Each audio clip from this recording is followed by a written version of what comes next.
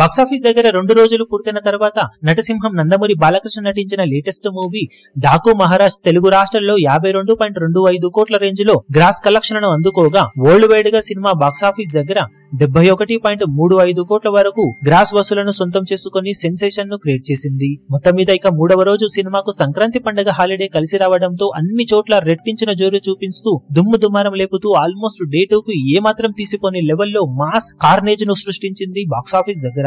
దాంతో మొత్తం మీద సినిమా 3వ రోజు ట్రాక్ చేసిన సెంటర్స్ ను బట్టి చూస్తూ ఉంటే 15 కోట్ల నుండి 16 కోట్ల రేంజ్ లో గ్రాస్ కలెక్షన్లను తెలుగు రాష్ట్రాల్లో సొంతం చేసుకున్నట్లు అంచనా. ఇక వరల్డ్ వైడ్ గా కర్ణాటక, రెస్ట్ ఆఫ్ ఇండియా అన్ని చోట్ల కలుపుకుని 20 కోట్లకు తగ్గని గ్రాస్ వసూలను సినిమా 3వ రోజు వరల్డ్ వైడ్ గా అందుకుంది. ఈ కలెక్షన్లతో సినిమా మొత్తం మీద ఇప్పుడు 3 రోజులు పూర్తయిన తర్వాత తెలుగు రాష్ట్రాల్లో 68 కోట్లకు పైగా గ్రాస్ కలెక్షన్ల మార్కును దాటేయగా వరల్డ్ వైడ్ గ్రాస్ లెక్క 92 కోట్లకు పైగా ఉంటుందని అంచనా. అద్భుతమైన రికవరీతో దూసుకుపోతున్న డాకు మహారాజ్ మూవీ అతి త్వరలో బ్రేక్ ఈవెన్ ను పూర్తి చేసుకుని లాభాల బాట పట్టే అవకాశం కూడా ఉంది. వీకెండ్ మొత్తం సినిమా ర్యాంపేజ్ ఇలాగే కొనసాగితే బాలయ్య కెరీర్ లో సోలో హీరోగా ఫస్ట్ 100 crore షేర్ మార్క్ అందుకున్న సినిమాగా డాకు మహారాజ్ నిలిచే ఛాన్సెస్ ఉన్నాయని ట్రేడ్ వర్గాలు అంచనా వేస్తున్నారు. మరి బాక్సాఫీస్ దగ్గర లాంగ్ రన్ లో సినిమా ఆ మార్కును అందుకుంటుందో లేదో చూడాలి.